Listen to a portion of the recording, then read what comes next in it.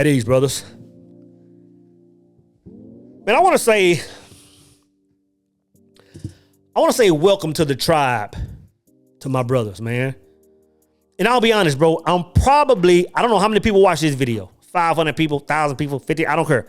I'm probably only speaking to 100 or less brothers when I say welcome to the tribe.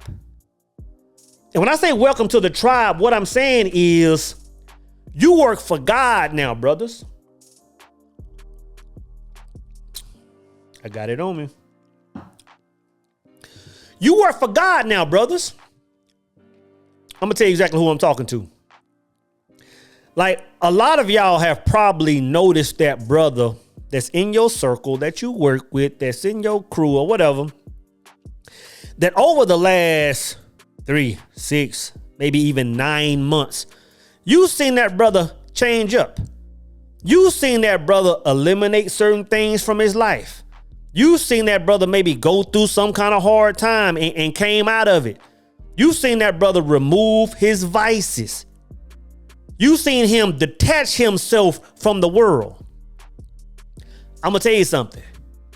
That brother has been going through a series of events that led to his awakening. He's not the same person anymore. You know what I'm saying? It's crazy, man. Give a shout out to my brother, James over in Scotland, man. Y'all hear me talk about James Cameron all the time. James and I have been working together one-on-one for probably over a year. And James was already short when we started working together. But over the last year, I've seen him mutate. Over the last 9 months, he's just mutated into something else, man, where literally everything he touches turns to gold. He's a boxer. He's a coach. He's a personal trainer. He's a marathon runner. He's a this.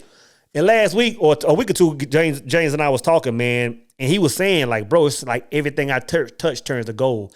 And he gave me this spiel, like, bro, it's like this. It's like this. And I told James the same thing I'm telling y'all today.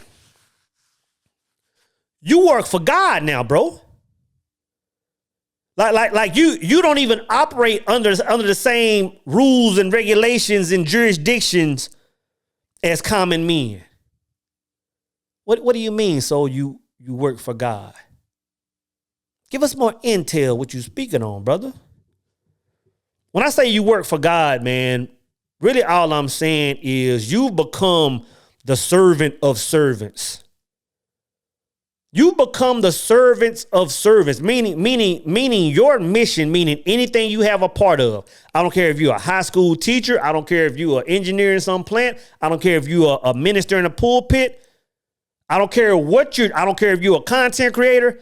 Every single thing you do, the underlying foundation is based on this world doing a certain thing. You working directly for source. Everything you do and say is supposed to shift the world in a certain order. Make it do a certain thing.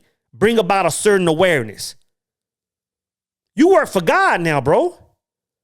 And like I was telling my brother James, man, because he got deep. We got deep, bro. We got, some stuff that I can't talk about on YouTube. But I said, man, you know what? When you walk in this order, man, like your life is a sacrifice.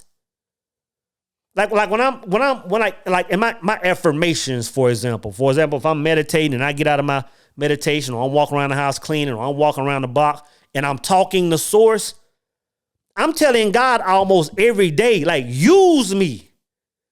Like, if it's something that you want to share, to show your brothers or share my brothers and sisters or share with your people or whatever, use me. If it means I have to go through some hard struggle to go through it and show your people how to come up out of it, use me.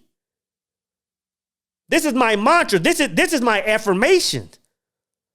I said, even if it takes me losing my life so that one man on the other side of the globe can hear one message that I said and he can grow up to change the world, use me. Like, take my life. Like, this is nothing. So I'm speaking to a few of y'all brothers, man. I'm saying you work for God now. A lot of stuff you've been going through over the last few months, you kind of, again, you detaching. You don't know if you want to be here. You living life. You kind of feeling some way. You seeing people different. You realize certain things wasn't what you thought they were in life. You were going through that awakening, man. You were going through a series of tests. But you here now, bro. You here now. What that means, so? What do you mean? I'm going to say this. One thing you have to do, man, is, and this is a part of self-mastery. This is not just a switch like you want it to be. It's a series of self-mastery. You have to learn to trust your intuition. I'm gonna tell you this: when you plug directly into source, you have to learn to trust your intuition, because a lot of things are gonna be coming your way. You're gonna be want to use your old mindset and old, way of life to look at it. Understand that if something is being brought to you, whether it's a red flag in a friend, whether it's a danger in a situation, not to go there, whether it's to get on YouTube and speak about a certain thing, if it came through that portal that you speak to the Creator with, brother, trust it. Trust it. Either cut something off based on it, or move forward in a certain direction based on it. Trust your intuition. Trust that small voice that when people come into your vicinity and you're getting a vibe from them, don't let yourself say, "Oh, well, thou shalt not judge." No, whatever that frequency is, call that frequency what it is. It's going to be a lot of men come in your circle for the wrong reason. Call it what it is when you see it. Call it what it is. It's going to be a lot of things. It's going to be a lot of things at your job when the managers come and you say, "Hey, we need you to do X, Y, Z." And if you see BS written all over it, call it what it is. If a woman comes in your life and gets to move in a certain way, brother, don't turn and look the other way. Like, you know what, I'm going to call it what it is and address it. The main benefit for working directly for source, man, is that voice is loud and clear. It's loud and clear, bro. But you got to learn to trust it, man. You got to learn to move in it. You know what I'm saying? That's a beautiful part of it, man. Another thing that I want to talk to you about, man, that a lot of you may not understand, or a lot of people outside of you won't understand. It's like you're going to lose your sense if you already haven't. You're gonna lose very quickly the need to be validated by anybody outside of yourself. And I believe this is the part that a lot of people outside of the tribe don't really understand. And I'm not saying, brother, I'm not saying let's not have the nicest things in life by no means. I'm not saying let's not have the fastest cars, biggest trucks, largest homes, shiny, whatever it is you want. But never put yourself in a position where you're doing certain things to be validated by mankind, both men and women. Never put your identity behind a logo, or behind a symbol on a car, or behind a square footage of a house, or behind a fraternity you may be associated with, or behind a woman in your life, or behind a promotion at your job. Everything else is on the back burner. Because when you use things to validate you, man, those are the very things that people will use to snatch you off the throne that we now stand on. Never put your validate. And I'm telling you this, a lot of people can't do that. Like a lot of people, like you look at my closet, man, and you see black t-shirts and black jeans, top and bottom rows from wall to wall. A lot of people don't understand that. A lot of people don't understand why I'm not about having certain things or doing a certain. It's like because no, when you see soul, I want you to see soul. So when soul is living in a certain size crib, but soul is living in a cardboard box, you see soul. If soul is wearing the black tee, or soul is wearing the Balenciaga, you see soul. So never let the need to be validated by anybody outside of yourself take place. Or never let anybody outside of yourself convince you that you need validation from anybody outside of yourself. It's like it goes back to what Hannah was saying, man. You like you have to fall in love with the power itself. You think when, hypothetically speaking, you think when Jeff Bezos' son is walking around an Amazon warehouse, he had to put on a gold chain and a Fila shirt and some Jordans? Why? He's Bezos Jr. Like whatever he shows up in is what he shows up in because he's him. You know what I'm saying? So I just said all that, man. Don't let anything outside of yourself validate you. Don't let anything validate you, man. Another thing you got to expect, brothers and sisters, is expect some periods of loneliness, man. Expect some periods of loneliness because those periods of loneliness are where we elevate, is where we find our understanding, that's our growth period.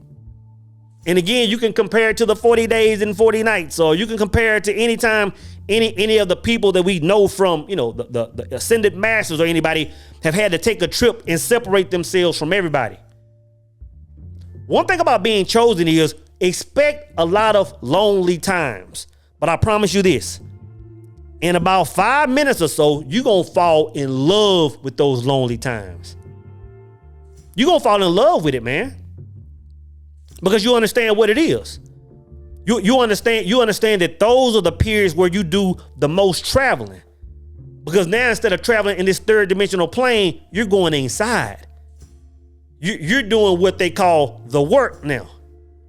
You know what I'm saying? Like, again, that's where the periods of elevation are, man.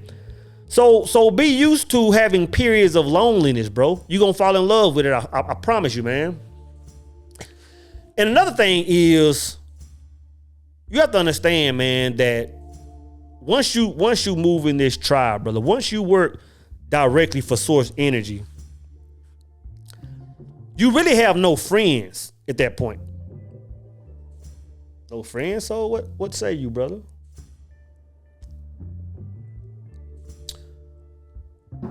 When I say you have no friends, not saying you don't have people you rub elbows with. Not saying you don't have people that you can go out and have dinner with, chop and, whatever y'all do, cut up a little bit. I ain't saying you ain't got them people. But you don't have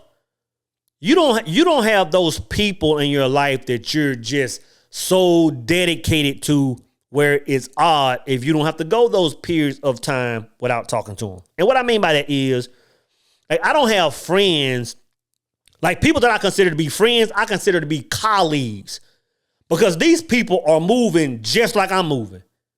And what I mean by that is these people are working directly for Source too. So you got to understand, when kings come together, kings don't come together and meet every Thursday night at the bowling alley for drinks and all that stuff. That ain't king shit. King shit means you go out and you rule your land, you rule your kingdom. And every once in a while, y'all come together and y'all chop and y'all talk about how to build better kingdoms. And then y'all go y'all separate ways. Y'all might not talk for several days, several months, several years. But since y'all on that same frequency, since y'all working for the same team, since y'all plugged to the same source, it's just a different way of living, man. It's just a different way of living, brothers. So all I'm saying, man, is welcome. Welcome home. Welcome to the tribe. And congratulations, brother.